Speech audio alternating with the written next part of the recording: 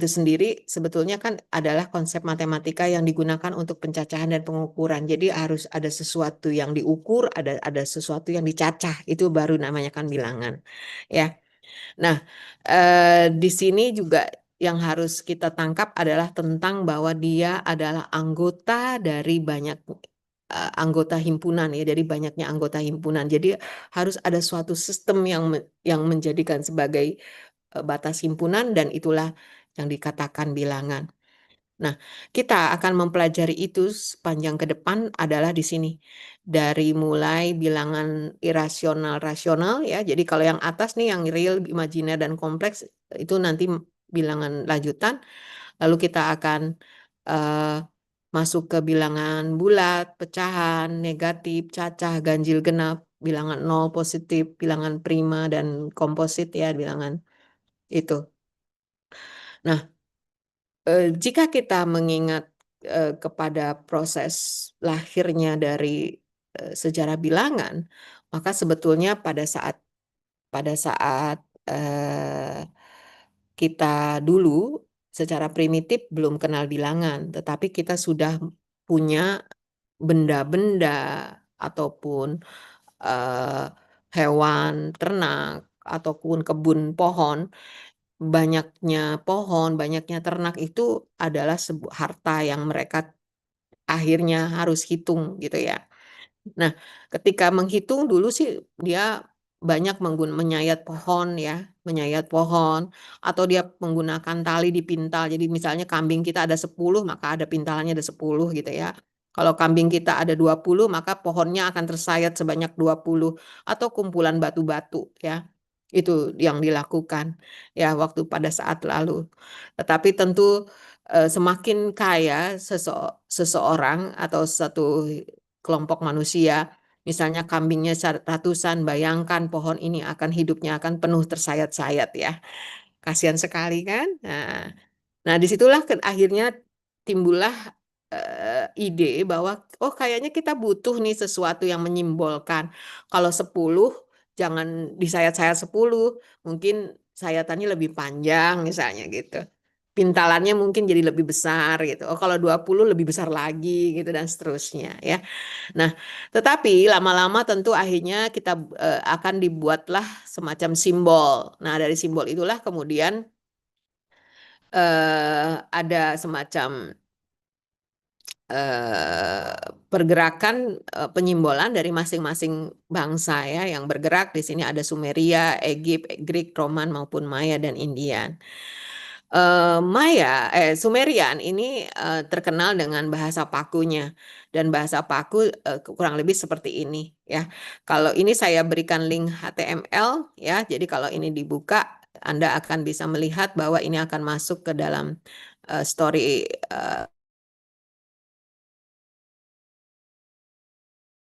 tentang masalah eh, Sumerian numbers-nya ya. Eh, Mungkin Anda nggak kelihatan kali ya, karena ini kalau di share screen nggak berubah ya. Kalau saya klik barusan Anda nggak akan lihat kan perubahannya, enggak kan? Nggak kelihatan, Bu. Nah, jadi ini ketika saya klik ini, nah, ini ya. Jadi harus saya stop dulu, baru pindah dulu ya.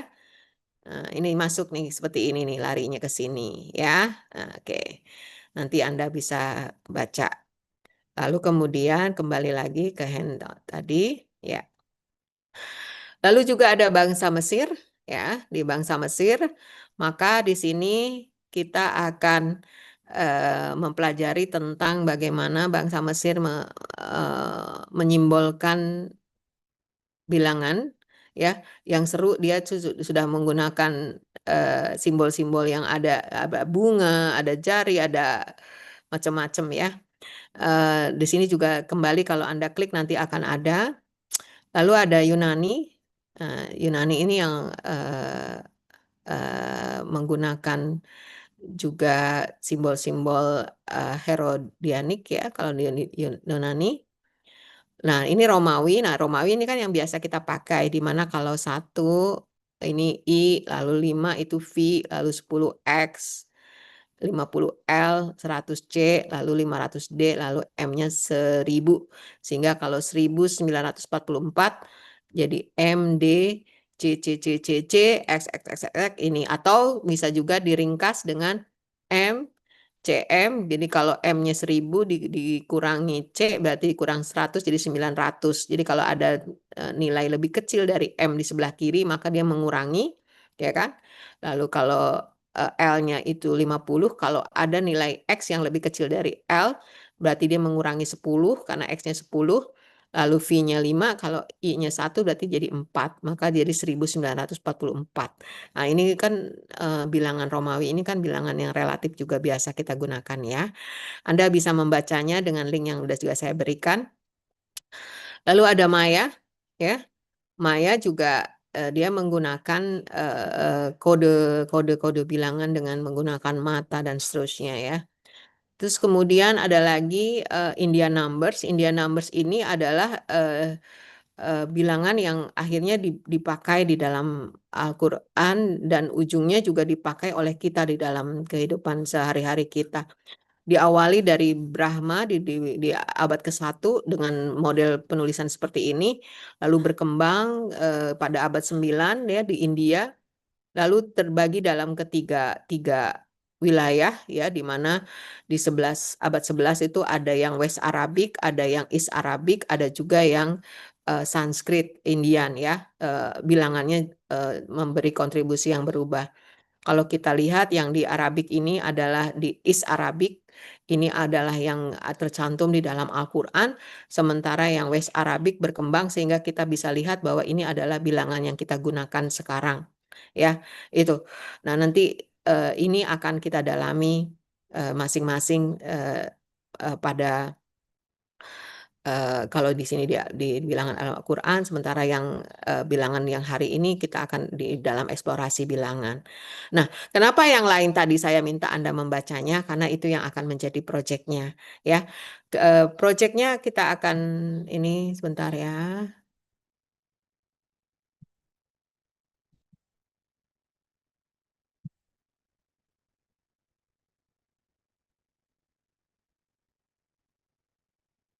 Saya akan membagi Anda ke dalam 4 kelompok.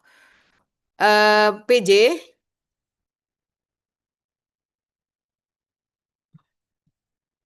PJ, Iya, Bu.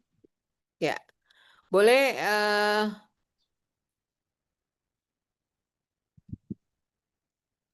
boleh Anda sekarang tentukan dulu 4 orang yang akan dibagi ke dalam 4 kelompok itu.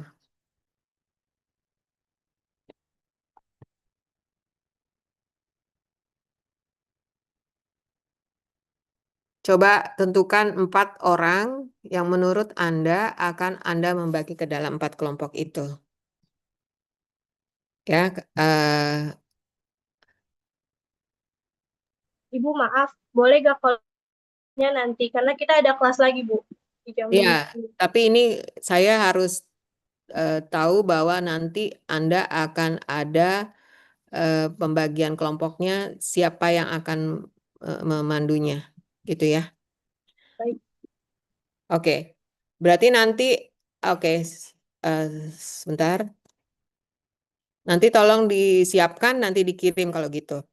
Jadi akan ada Sumeria, Greek, Egypt, dan Maya ya untuk yang akan dilakukan proyek, di mana proyek itu nanti Anda akan menyiapkan materi, di mana materi yang akan harus dikupas adalah simbol dan operasi bilangan dari bangsa itu.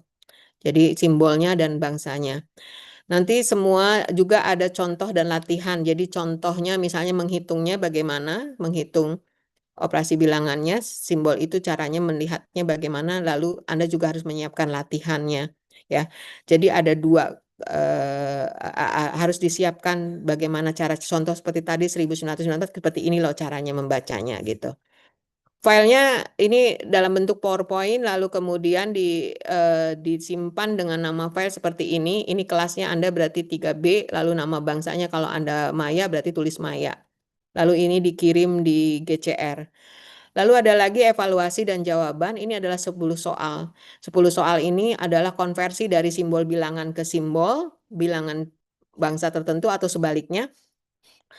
Ini juga Anda boleh siapkan di PowerPoint, dengan TBS1 kodenya kelas dan nama bangsa, tetapi yang ini dikirimnya, eee eee, apa namanya, di tugas sejarah bilangan. Jadi ini, tugas sejarah bilangan hanya dikirimnya direct ke saya. Jadi tidak bisa dibaca atau dibuka oleh, mahasiswa lain, kelompok lain. Karena soal ini yang akan Anda berikan nanti pada saat presentasi karena nanti harus diuji menggunakan evaluasi itu. Jawaban semua di minggu depan di 30 menit sebelum jadwal kuliah paling akhir dan penyajian presentasinya kurang lebih memakan waktu 30 menit. Presentasinya apakah harus seperti Anda menjelaskan? Enggak, Anda boleh drama, talk show, game, dan sebagainya, boleh selama itu jelas dan lengkap. Dan yang wajib Anda cantumkan di dalam materi itu juga ada referensinya dari mana, sumber bukunya apa, artikelnya, atau websitenya seperti apa.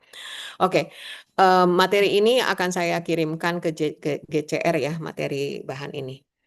Jadi akan seperti itu dan saya berharap Anda mempersiapkan dirinya untuk,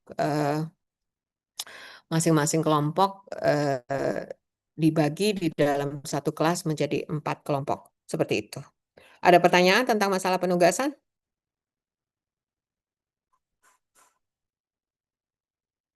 Saya rasa cukup jelas ya, yang satu ada slide materi, yang satu ada slide soal, itu direct ke saya, sudah ada jawabannya juga, jadi supaya nanti kalau dilempar, kepada teman-teman, itu menjadi kejutan buat teman-teman sebagai bagian evaluasi. Tetapi yang paling penting materinya Anda harus menyajikan dengan cara talkshow, drama, atau apapun, pastikan bahwa menarik juga jelas, gitu ya. Oke, saya rasa memang hari ini kita cukupkan di sini, karena Anda juga ada perkuliahan lain dan